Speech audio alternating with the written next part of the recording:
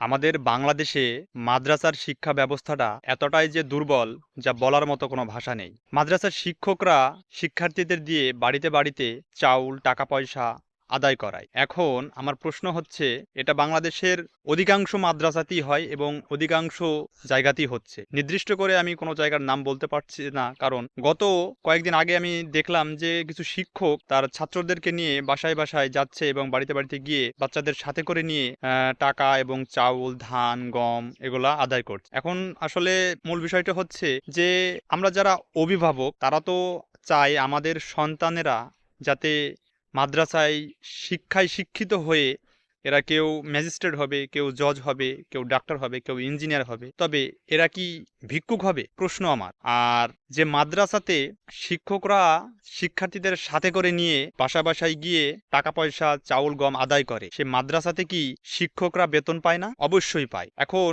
সেই সকল মাদ্রাসার কর্তৃপক্ষ কি এই বিষয়টা দেখতে পায় না যারা দায়িত্ব অবস্থায় আছে? এবং যারা এই বিষয়টিকে তারা কি একটু গুরুত্ব সহকারে দেখছে না? এবং তারা একটা মাদ্রাসা যখন খুলেছে, মাদ্রাসার একটা কমিটি গঠন করেছে, মাদ্রাসার একটি ঘর তৈরি করেছে, কিছু শিক্ষক নিয়োগ দিয়েছে, অবশ্যই সেখানে একটা কমিটি আছে। তাহলে সেখানে আপনারা যদি মাদ্রাসা চালাতে নাই পারবেন, তাহলে কেন দিয়েছেন মাদ্রাসা? আপনারা শিক্ষকের বেতন দিচ্ছেন, কিন্তু শিক্ষার্থীদের পড়াশোনার ভরণ পোষণ আপনারা যদি বহন করতে না পারেন, তাহলে সেই মাদ্রাসা আপনাদের দেওয়ার প্রয়োজন নাই। আসলে বাংলাদেশের বুকে দাঁড়িয়ে যদি উচিত কথা বলা যায়, তাহলে বেশি দিন আর এই বাংলাদেশের মাটিতে বেঁচে থাকা সম্ভব হয় না। সরকারিভাবে অনুদান কিন্তু বাংলাদেশে আপনারা চাইলেই নিতে পারেন, আর যদি না দেয় তাহলে আপনারা মাদ্রাসা দিবেন কেন? মাদ্রাসা দেওয়ার পর যদি আপনারা দেখেন যে আপনারা মাদ্রাসা চালাতে পারছেন না, আপনারা বন্ধ করে দেবেন।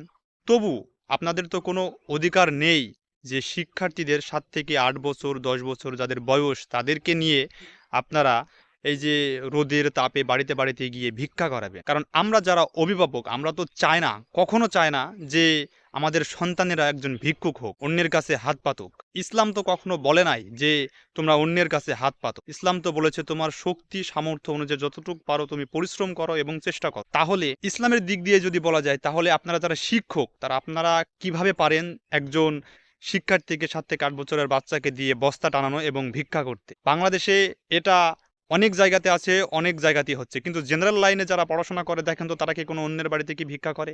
হয়তো সামর্থ্য যদি না থাকতে পারে, মাদ্রাসার অধিকাংশ শিক্ষার্থীরা গরিব অসহায় যারা থাকে হয়তো ভর্তি হয়, এটা সব জায়গাতে হয়, কিন্তু যদি 100 জনের ভিতরে যদি 5 জন যদি মনে করেন ভরণ পোষণ বা বেতন খরচ এগুলো বহন করতে পারে না, তাদেরকে এই যে 95 জনের ভিতরে 5 জনেরও কি জায়গা হবে না? তাদের কি মেনে নেওয়া সম্ভব নয়? অবশ্যই সম্ভব। তাহলে আপনারা দেখবেন যে মাদ্রাসাতে কিন্তু অধিকাংশ বাবা মা তাদের সন্তানকে দিতে চায় না। এটার কারণ কি? অনেকে বলে, অনেকের ভিতরে একটা কুসংস্কার কাজ করে যে আমি আমার এই ছেলেটাকে জেনারেল লাইনে পড়িয়েছি, সে ডাক্তার ইঞ্জিনিয়ার যাই হচ্ছে না কেন এ পড়াশোনা করছে, কিন্তু আমি ওই ছেলেটাকে তো চাইবো না আমার এই ছেলেটা গিয়ে অন্যের বাসায় বাসায় ভিক্ষা করে আনো। এই যে একটা কুসংস্কার, এটা কাদের জন্য তৈরি হচ্ছে?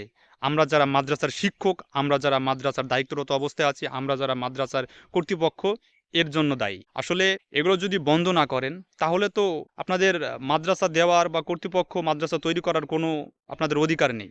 আপনারা যদি একটা মাদ্রাসা সুন্দর সুষ্ঠুভাবে চালাতেই যদি না পারেন, তাহলে সে মাদ্রাসা দেওয়ার দরকার নেই। এই কুসংস্কার থেকে যদি মানুষকে বের করতে হয়, সর্বপ্রথম কাজ করতে হবে, আপনারা যদি পারেন মাদ্রাসা চালাতে তাহলে মাদ্রাসা দিবেন।